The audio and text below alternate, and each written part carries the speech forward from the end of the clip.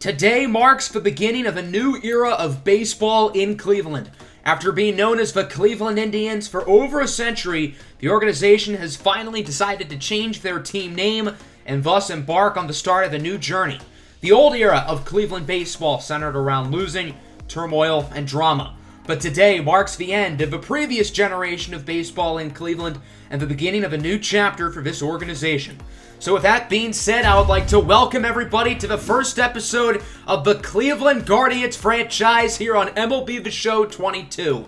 Man, am I excited to finally get this series kicked off. And if you guys are as excited as I am, make sure to hit the like button on the video. And if you're new to the channel, make sure to subscribe and hit the notification bell so you don't miss out on any of the content with MLB The Show 22's release. So, of course, the team I have selected for this year's franchise is the Cleveland Guardians, and there are a number of reasons why I ultimately chose the Guardians. For one thing, of course, the name change, I think, certainly creates a fun storyline, and it really does feel like there is a new era of baseball in Cleveland, out with the old, in with the new, and I figured now would be a better time than ever to use them. This is a team with deep tradition of losing. In the four major American sports, no team has a longer active championship drought than the Cleveland Guardians, and yes, that includes the Detroit Lions. As a diehard Lions fan, I can tell you, if you're worse at winning than the Detroit Lions, your organization needs some help. So that's what I'm here for. We're going to help the Cleveland Guardians become a true championship-level team and a championship-level organization, because this team hasn't been able to say that for a while, despite making the World Series only half a decade ago. This franchise will be a realistic series. We're still going to make big moves and be aggressive, but we're going to do them in the name of realism, and we're not going to go out and trade for a bunch of superstars or a bunch of elite prospects in this first episode. We're really going to try to realistically mold this team into a championship contender. I also like to get my subscribers involved in my series, so if you would like to make a custom prospect for this series, make sure to go join my Discord server. The link is in the description. And you'll be able to create your own prospect who is added to the series, and maybe they'll end up on our team, who knows. So we're going to evaluate this roster, and I think this team is in a very interesting spot. It's very hard to find truly elite players for your major league team because they do not grow on trees. However, we happen to have two. Our top position player is 29-year-old third baseman Jose Ramirez, who over the past couple of seasons has developed into one of the best all-around players in baseball, and he is certainly the top player in our lineup. Ramirez is coming off multiple career highs in 2021, including 36 home runs a season ago, looking to keep that going here. Ramirez is honestly a five-tool player. He hits for good contact, good power, he has good plate skills, good defense, good arm, pretty fast, he's super versatile. He's just a super well-rounded player, and he gives you everything you want in a superstar. Not to mention, he follows me on Twitter as well, so that's an added bonus with Ramirez as well. There are some question marks about Ramirez's long-term future in Cleveland, however, and although it's not for a lack of talent, it might be because of a price tag. Ramirez has 2 more years left on his contract before becoming a free agent in the winter of 2024, and we've got to figure out if we want to pay him long-term. You have to keep in mind that I am making the financial decisions around here, so I am not going to be as cheap as Cleveland's current ownership, but at 29 years old, he's not getting any younger, and I need to figure out if he fits in the timeline of our organization's success. Our other superstar player is Shane Bieber, the ace of the pitching staff. Bieber is a 26-year-old right-handed starting pitcher coming in as a 92 overall and is arguably the best pitcher in the American League. Bieber won the Cy Young in the shortened 2020 season with one of the most ridiculous pitching seasons in recent memory, albeit, again, in a 60-game season. Shane Bieber is one of the best pitchers in baseball, and being pretty young with 3 more years left of team control, there's no reason why he's not going to be a long-term piece of our future. Bieber has 5 pitches and has been a really good player for the past 3 seasons. Not to mention, we have some experience with him on this channel. We used him in our Baltimore Orioles franchise last year for the final couple of seasons of the series, and he ended up pushing the team over the edge to help us win a championship. Along with Bieber, we have a pretty talented pitching rotation. Our other 4 starters are all at least 75 overall, all have B potential, all are pretty young, and all have team control, and that includes the number 2 starter, Aaron Civale. Civale is a really strong number 2 guy for us, and I certainly think there is a shot that he could be a long-term piece in our team's future. He's coming off a pretty solid 2021 with a 3.84 ERA, and he has 4 years of team control left on his contract, so there's no reason why he won't be sticking around for quite a while. Cal Quantrill is another talented young player, only 27 years old. Going into last season, there were some question marks about Quantrill's future on whether if he could be a starting pitcher in the majors or if he'd be relegated to the bullpen. Last year showed us that he's going to be able to hold his own in the pitching rotation as a full-time starter. And again, with 4 years of team control, there's no reason for him not to be a building block. We also have Zach Plesac, a 27-year-old righty. He also has 4 years of team control as well, and he's a very solid player in his own right. He's coming off a down 2021 season with an ERA in the mid-4s, but that's not terrible by any stretch, and he also has 4 years of team control, so we have plenty of time to develop him as someone who can be really strong in the back end of our rotation. However, outside of Bieber, the pitcher I'm most excited about is actually Tristan McKenzie, the Slim Reaper. McKenzie is only 24 years old, and although he is a little bit raw, he has shown a ton of upside. Last year, he was inconsistent, but he had some great moments, including a one-hitter against the Detroit Tigers. We also used McKenzie last year in the Baltimore Orioles franchise, so he's another guy who I have some experience with, and I'm excited to get another opportunity to use him. With only being 24 years old, McKenzie's going to be a big piece of our future, and I think at the end of this series, 5, 6, 7 years down the road, don't be surprised if 2 or 3 of those starting pitchers are still with our organization. That's how much talent we have in our initial day 1 starting rotation. The farm system does lack in pitching talent, but there are a couple notable names, including Gavin Williams, a 22-year-old right-hander. Williams was our organization's first-round pick a year ago, coming out of East Carolina University. He's one of the more polished pitchers in last year's draft and is a 68 overall. I think he'll be able to contribute at the major league level within the next year or two. Another notable pitching prospect we have is 21-year-old Daniel Espino, coming from Panama. Espino is one of the highest upside prospects in our organization, and I think he has the chance to be a high-end starter by the time we make it to the end of this series. He does need to develop a little bit in the minors, but I think he has a good skill set and should be a fun player for us down the road. Other than Williams and Espino, there aren't a ton of great pitchers in our farm system, so that's certainly going to be something we look towards in the draft. We have a lot of talent in the bullpen. Although we only have 3 guys higher than 66 overall, we do have 2 star relievers in the back end of the bullpen who are not only going to be really good in the long term, but also really good right away. The first of which is James Karinchak. I know the 104 hits per 9 and the 100 Ks per 9 really pop out, but those stats will buff down to 99 once the season begins, which is still really good, don't get me wrong. Karinchak's career got off to a rocket start in 2019 and 2020. Didn't play as well last year. Really, once the majors started cracking down on the sticky stuff is when he started playing worse. Coincidence? I don't know, but regardless, he is a great pitcher, and for most teams, he'd be their long-term closer, but that's not the case for us because Emmanuel Clase is built different. Clase is a really, really good player and super, super talented, super fun to watch, and I cannot wait to use him. Clase has absolute gas. His cutter is filthy.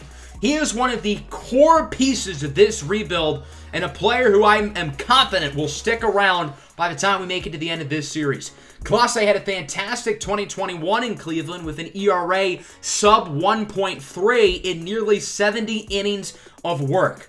Clase has a nasty cutter, a great fastball, and with 5 years of team control, he is going to be great.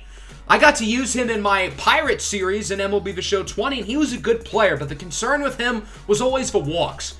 I don't think that's going to be an issue here. After walking only 16 batters in nearly 70 innings last year, he has a walks per 9 of 79, which is really good. So Clase and Karinchak at the back end of our bullpen is going to be nasty. But we do need good middle relievers, and I think Nick Sandlin could certainly be that. Sandlin is only 25 years old, and although he does not have anywhere near the amount of upside that Karinchak or Clase have, he is still going to be a nice piece for our future. He had a good rookie season last year of a sub-3 ERA, but behind him and those two top guys, there isn't a whole lot. Logan Allen's a fairly intriguing prospect, but there isn't much in the bullpen other than those big three, so that's certainly going to be an area we look to improve upon. The catcher position, we're also going to look to improve here, as we currently have Austin Hedges as the starter. Hedges isn't a bad player. He has some major strengths, great defense, pretty good power, but he cannot hit for contact to save his life.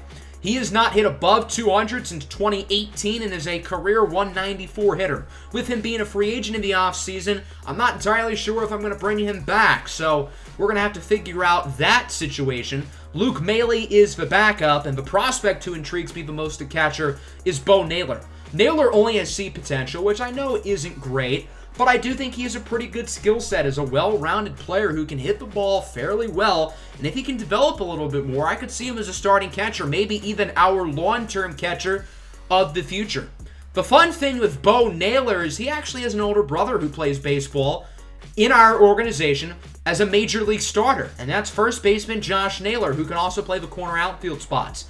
Naylor is only 24 years old and is one of the better young building blocks of our position players. Unfortunately, he suffered a gruesome ankle injury last year, which sidelined him for the second half of the season. But he is back, he is healthy, he is ready to go. He's a pretty good contact hitter, particularly against righties, good plate skills, good arm. He's a good player, and I'm excited to use him going forward.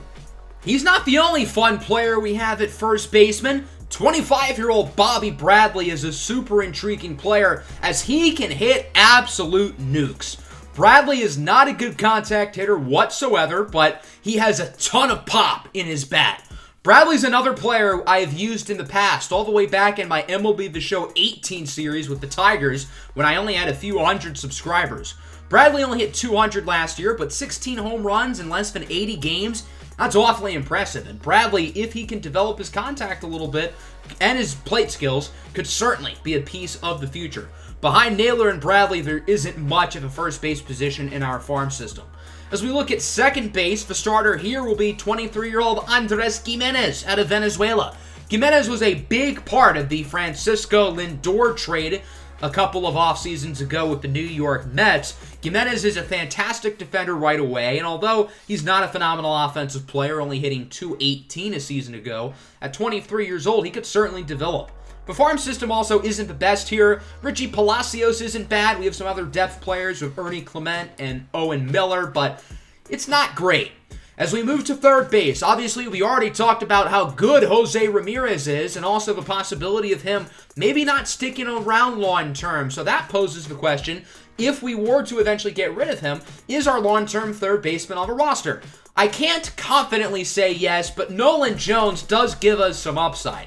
He's a 6'2" lefty bat who has been one of the better prospects in this organization for a little while now, and he hasn't really put the pieces of a puzzle together.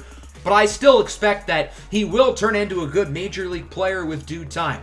I don't know if he's going to be our long-term third baseman, but if we do eventually get rid of Ramirez, he has the best shot of anybody on our team. Our starting shortstop will be Amed Rosario, who was also part of the Francisco Lindor trade with the Mets. Rosario, coming in as a 79 overall, is one of the best players on our team. He can play practically every position on the diamond and is a pretty well-rounded player. Super fast, good glove, solid arm, and he still has 2 more years of team control.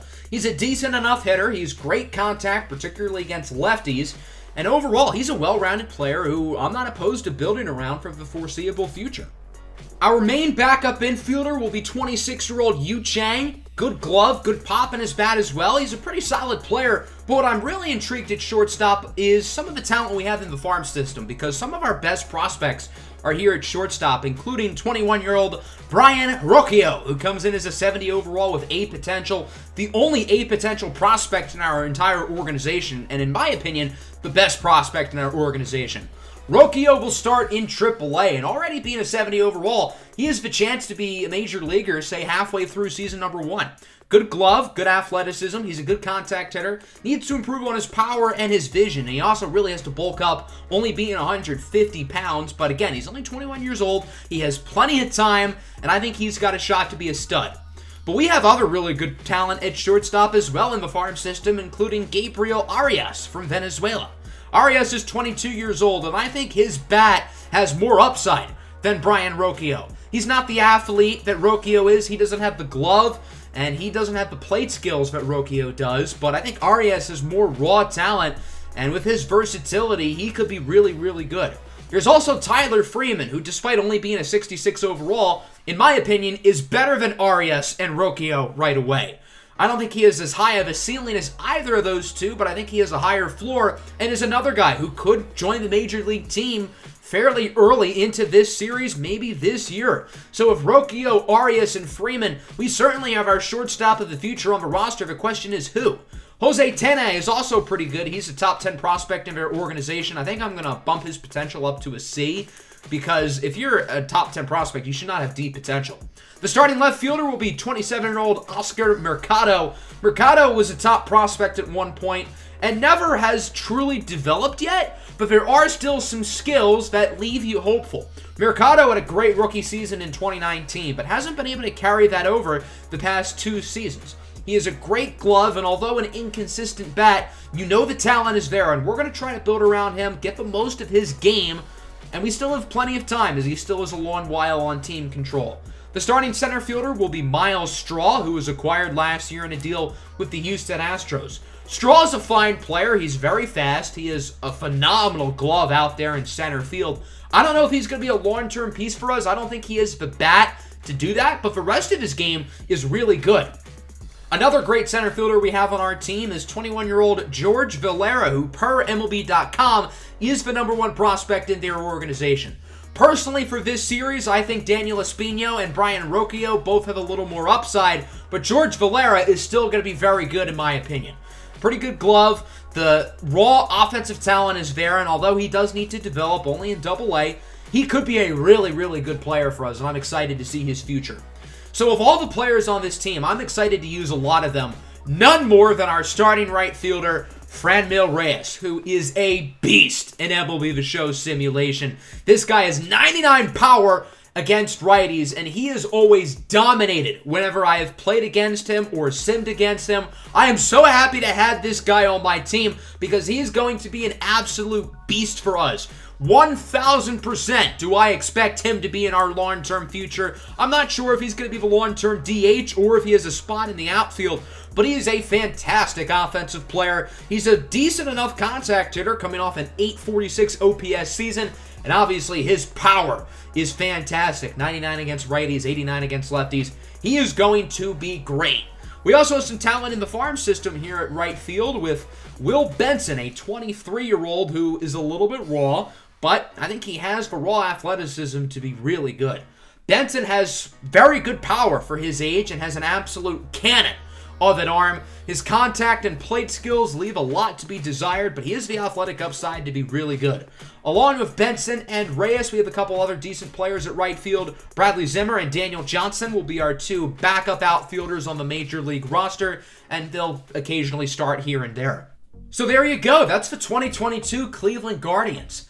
I think our roster is a lot of fun young players at the Major League level and plenty of good prospects in the farm system. Even if we don't have any truly elite prospects, we've got a lot of guys who I'm excited about developing going forward. I do have some other storylines I want to talk about before we conclude today's episode. That includes our division, the AL Central. The AL Central is probably the worst division in baseball, but I do think the other 4 teams all have something good going for them. The White Sox are by far the best team in our division and the heavy favorite to win it year 1. Chicago is going to be the team to beat early in this series in our division. But there are some teams on the rise, and that includes the Detroit Tigers, who have officially finished their rebuild, signaled by the signing of shortstop Javier Baez. Despite that, the Tigers still have 2 of the best prospects in baseball, with Spencer Torkelson already at the big league level and Riley Green not too far behind. Both Torkelson and Green are top 10 prospects according to MLB.com. There's plenty of talent in the rotation here as well, with the recently signed Eduardo Rodriguez, along with Casey Mize, Tarek Skubal, Matt Manning, and last year's 3rd overall pick, Jackson Jobe. The Kansas City Royals are probably the worst team in our division, but they still have some very good players, led by catcher Salvador Perez last season, who led the major leagues in home runs. The Royals have some young talent in the pitching rotation, and the main name to watch here is going to be shortstop Bobby Witt Jr., who is the #1 prospect in all of baseball, according to MLB.com, so we will be certainly invested in his development. The final team in our division is the Minnesota Twins, who since our 2016 World Series run, the Twins have probably been the best team in our division overall, despite a bad 2021. I think Minnesota's going to be quite a bit better this season with the signing of shortstop Carlos Correa. Despite that, Minnesota does have a pretty lackluster rotation, but if their lineup led by Correa and Byron Buxton can sling together some wins, this Minnesota team could be better than people think early on. So I think we've certainly got a chance to win some games in this division. I think we're the second best ranked team in our division. But we have the lowest payroll in all of baseball. Our ownership has been very cheap for a long time. However, with me in charge, that's not going to happen anymore. We're going to spend money. That's not to say we're going to go out and sign every superstar in the offseason. But again, we're going to make big moves. We're going to be aggressive.